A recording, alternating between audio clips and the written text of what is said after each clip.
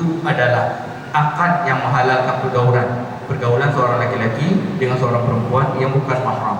Ya, dari sebab nikah itu maka timbul kewajiban bagi masing-masing pasangan, dan adalah kewajiban itu hak bagi pasangannya dalam rangka membangun dan membina kehidupan rumah tangga dengan mengharapkan keridhaan kepada Allah Subhanahu wa taala guna wujudkan keluarga yang sakinah, mawaddah, warahmah.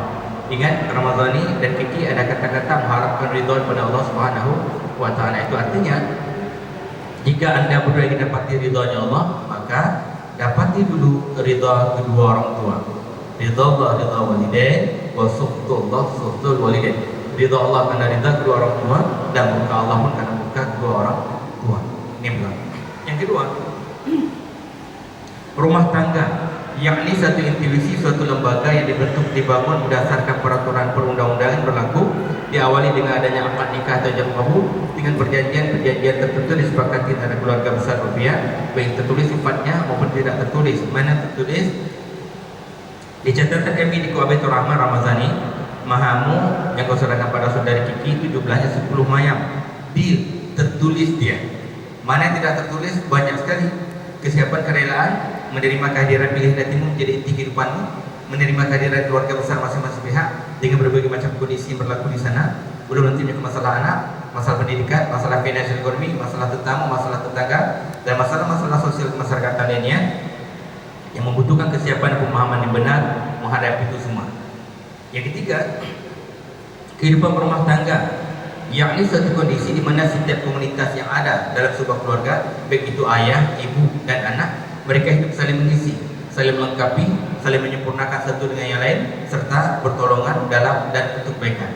Karena itu Ramadhani dan Kiki pahami bahwa kehidupan berumah tangga itu bukanlah suatu kondisi di mana masing-masing pihak ingin saling mempengaruhi, apalagi ingin saling menguasai satu sama lain, tapi lebih merupakan sebuah kondisi di mana masing-masing pihak saling menghormati dan saling menghargai satu sama lain. Karenanya semakin lama seseorang berumah tangga dengan pasangannya, sebenarnya mereka semakin tahu bagaimana karakter asli pasangannya, dan mereka pun semakin tahu bagaimana batas kemampuan pasangannya. Semakin bijak seharusnya, semakin pengertian, semakin bisa menyesuaikan diri dengan kondisi berlaku di seputar kehidupan rumah tangga nantinya. Bertahun-tahun berumah tangga, sudah tua nanti, punya anak, punya cucu, maka nampak bagi pasangan itu akan segala kebaikan, kelebihan, dan keutamaan pasangannya, bukan kekurangan pasangannya. Hari ini begitu lama orang berumah tangga, punya anak, maka punya cucu, lalu pasangannya melihat kekurangan pasangannya. Seharusnya bukan kekurangan yang nampak, segala kebaikan, kelebihan, dan keutamaan pasangan. Saya ulangi, bukan kekurangan pasangan. Difahami ya? Berangkat salah satu hadis, salasatun la yadkhuluna al-jannah, na'udzubillah. 3 golongan Allah tidak masukkan surga. Jangan kata masuk surga, orang surganya nggak dapat. Siapa pertama? Al-'aqu liwalidayh, anak yang durhaka terhadap kedua orang tuanya. Fahami ya Ramadhani dan Kiki, dengan sebab nikah ini bertambah orang tua yang disebut mertua. Mertua juga orang tua kalian. Sebab itu bagaimana kalian bisa baik, patuh, taat dan adil terhadap ibu kandung, dengan mertua pun sama, tak ada bedanya. Orang tua itu ya cuma 2 harapan ke anak, tidak pernah lebih. Yang pertama, semua orang tua berharap anaknya bahagia dalam perjalanan kehidupannya, bahkan hingga dia menemukan jodoh hidupnya. Yang kedua, semua orang tua berharap anaknya menjadi yang berbakti, yang urus mereka di usia tua. Karena itu, bakti orang tua ini Kiki tidak ditentukan tanggal bulannya. Kita termakan pragmatisme muslim. Dikatakan bahwa 22 Desember itu hari ibu, sehingga begitu 22 Desember kita muliakan ibu. Satu hari itu seperti ratu dan keluarga. Kita boleh berikan bunga yang harum semerbak, kita belikan dan kasih kue yang lazat dan mahal harganya. 23 itu cakap sama mama, mak, kue bunga kemarin itu belum bayar tuh. Mana ya benar jadi anak itu. Ya, tak ada hari ibu. Karena Islam mengajarkan setiap hari merupakan hari bagaimana berbakti kepada kedua orang tuanya. Dan ternyata Kiki, 22 itu bukan hari ibu loh, tapi hari ayah. Mau kita buktiin? Mau? Satu-satu aku sayang, 22 berarti 22 itu hari ayah. Ditipu kita selama ini, ya. Yuk tengok fakta sejarah.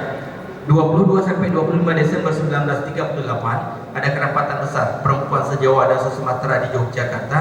Mereka bicara tentang upaya mewujudkan kemerdekaan negara tercinta ini. Lantas dibentuklah KOWANI, Komando Wanita Nasional Indonesia. My brothers, Ramazani Saputra and Mrs. Kiki Rizki Maulina, yours now that 22 is not Mother's Day. Faham itu? Bukan hari ibu. Tak mampu kita anak kalau bicara imbalan budi orang tua kita, sehebat apapun, sekaya apapun, setinggi apapun status sosial kita, takkan pernah kita anak bisa membalas budi orang tua itu. Orang tua itu ya, kalau kita tak bisa bantu mereka, minimal jangan lagi menyusahkan mereka. Dan jangan pernah siksa orang tua karena menahan kerinduannya kepada kita anak-anak. Nanti sudah tinggal mandiri, punya rumah sendiri, sering pulang tengok orang tua. Kalau tak sempat pulang mungkin karena jarak berjauhan atau sibuk bekerja, telepon orang tua, tanyakan kabar berita mereka, kabarkan bagaimana kalian. Berlama-lamalah bicara dengan mereka sehingga mereka itu bisa melerai rindu batinnya. Difahami ini?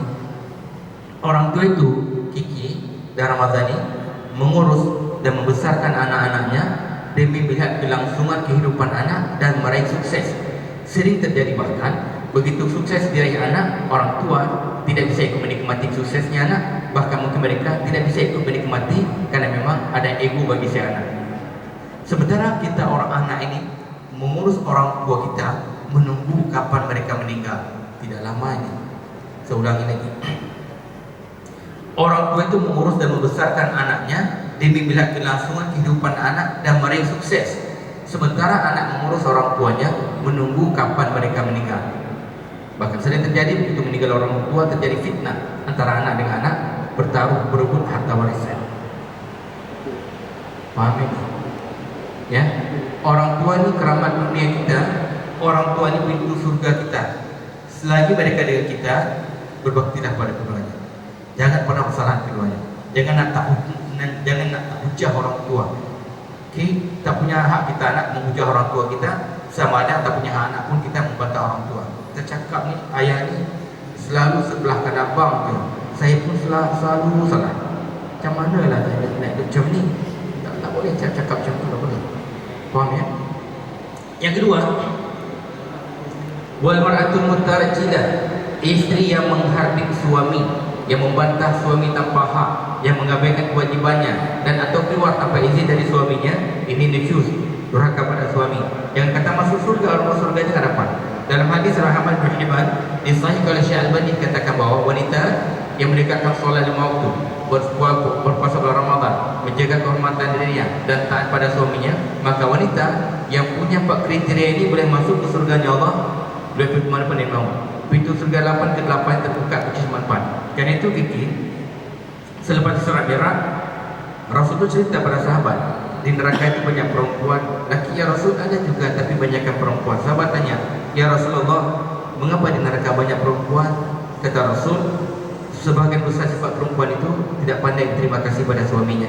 Ibu yang sudah punya suami dan Kiki akan bersuami nantinya, pandai-pandailah berterima kasih pada suami, syukuri nikmat yang Allah berikan dalam kedatangan suami, cantiklah selalu menyambut kedatangan suami. Itu kalau suami pulang ke rumah, pokoknya ditengok tu bidadari je, jangan berimo tu suami ya. Jam sekarang pulang, pulang sekarang, daging kuku mana juga lah. Ketika dipanggil suami menyejukkan hatinya dia, iya bang, apa? Enggak enak tu, enggak nyaman kali bang. Ya. Dan jangan menuntut sesuatu di luar batas-batas kemampuan suami. Kiki, kamu yang manggil siapa tu Ramazani? Bang Ramazan, Bang Putra atau Bang Sapu? Itu Saputra ujungnya. Siapa kamu manggilnya? Bang Putra. Bang Putra ya? Ada Bang Putra.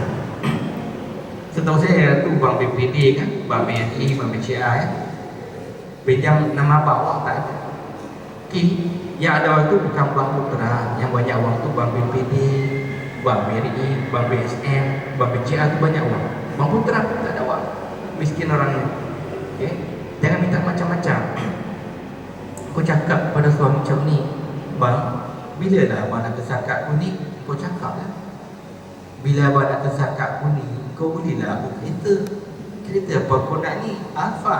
Alfa dia minta 9,5.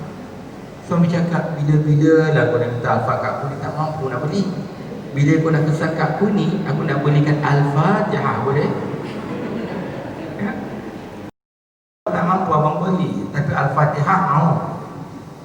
Itu bahagianya nggak tanggung tuh, minat dunia wal akhirah bahagianya.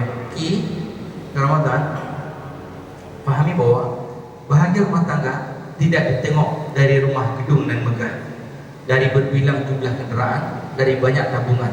Bahagia rumah tangga itu terukur dari pengertian semakin paripurna, kesetiaan yang selalu dibaharui, komunikasi yang baik, keikhlasan menjalani kehidupan rumah tangga, sikap juga dari nikmat yang Allah berikan, dan jangan pernah melupakan kebaikan pasangan walau sekecil apapun. Itu kunci bahagia. Yang ketiga, watayus, sifat watayus, suami yang tidak punya rasa cemburu terhadap istrinya. Para fasirin kata kawan dia juga, suami yang tidak menafkahi keluarganya, atau suami yang menahan hak-hak orang yang ada dalam pemeliharaan dan tanggung jawabnya. Ini jika ada suami pelit minta ampun, pelit medik, cilik betul ni orang, maka tak salah dalam hukum istri mengambil haknya dari kantong suami sekedar kebutuhan dari itu bukan mencuri. Paham? Kalau orang Aceh gambarkan kata-kata pelit itu dengan beragam rumpun bahasa kabupaten kota. Secara umum orang Aceh bilang habis krit, orang Aceh Timur bilang krit ke. Kalau kata orang Aceh Utara tak krit, kata orang Aceh Barat krit tak, kata orang Biru krit tak, kata orang Pidi pik pik krit, kata orang Naga krit mati, orang Aceh Selatan krit paki ni. Orang Aceh Raya krit yang budu dulu kami. Kira yang bodoh dah kayak bikin dibayangkan ya. Ini jika ada suami pilih minta ampun sampai menzalimi hak isteri, saya ulangi, tak salah dalam hukum isteri mengambil haknya dari kantong suami sekedar kebutuhan hari itu bukan mencuri. Kalau makan uang sedikit hari ini 30.000 satu waktu kali 3 waktu 90.000, tambah air aku ada keselet dia 100.000, isteri boleh ambil uang dari kantong suaminya kalau suaminya menzalimi hak istrinya. Cuma saya maklumkan bahawa kau ni Ramadan ni tak boleh orangnya, belum pun kau minta dedikasinya itu.